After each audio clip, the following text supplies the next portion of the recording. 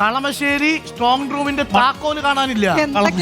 കളമശ്ശേരി മണ്ഡലത്തിന്റെ strong room താക്കോൽ കാണാനില്ല. കളമശ്ശേരി മണ്ഡലത്തിന്റെ സ്ട്രോങ് റൂമിന്റെ താക്കോല് കാണാനില്ല എന്നുള്ളൊരു വിവരം കൂടി വരുന്നു. ആ കളമശ്ശേരി മണ്ഡലത്തിലെ താക്കോൽ എടുത്തോണ്ട് പോയിട്ടുള്ള വളരെ പെട്ടെന്ന് അവിടെ റിട്ടേണിംഗ് ഓഫീസറെ കയ്യിലേൽപ്പിക്കണം.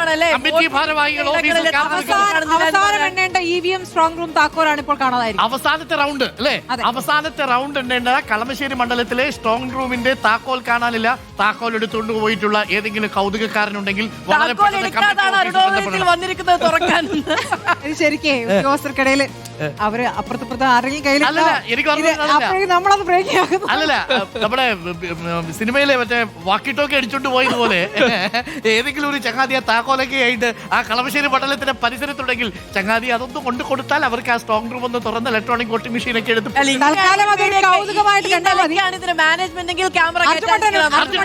അർജുൻ മട്ടന്നൂരെ ആ താക്കോൽ ആരെടുത്തോണ്ട് പോയി?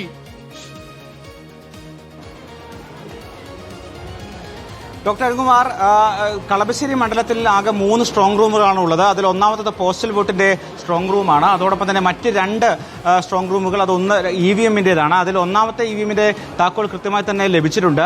പക്ഷേ അവസാന റൂം, അതായത് അവസാന സ്ട്രോങ് റൂമിന്റെ താക്കോലാണ് കാണാത്തത്. അതായത് 2ാം റൗണ്ടിൽ എണ്ണേണ്ട ഭാഗമാണ്. അത് ഇപ്പോഴും തിരഞ്ഞുകൊണ്ടിരിക്കുകയാണ് എന്നാണ് ഉദ്യോഗസ്ഥർ പറയുന്നത്. അത് കിട്ടാൻ സാധ്യതയുണ്ട് എന്നും അവർ പ്രതീക്ഷ പങ്കുവെക്കുന്നുണ്ട്.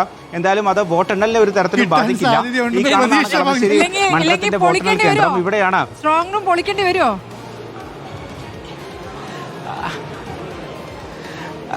ആ സ്മൃതി, അത്ര ഒരു സാഹചര്യം ഇല്ല എന്ന് തന്നെയാണ് ഉദ്യോഗസ്ഥർ പറയുന്നത്. എന്തായാലും വോട്ടെണ്ണൽ കൃത്യമായി തന്നെ ആരംഭിക്കും. ആദ്യം പോസ്റ്റൽ വോട്ടാണ് എണ്ണേണ്ടത്. ആ പോസ്റ്റൽ വോട്ടുകൾ സ്ട്രോങ് റൂം തുറന്നു കഴിഞ്ഞു, അത് ഇപ്പോൾ എടുത്തു കഴിഞ്ഞു. അതോടൊപ്പം തന്നെ 2ാമത്തെ മുറി കൗണ്ടർ റൂമിലേക്ക് കയറ്റി.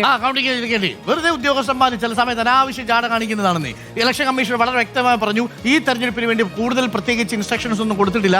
ചില ഉദ്യോഗസ്ഥന്മാർ ഒരു ഇത്തിരി ജാട കൂട്ടുന്നുണ്ടോ എന്നൊരു സംശയം. ഒരു താക്കോല്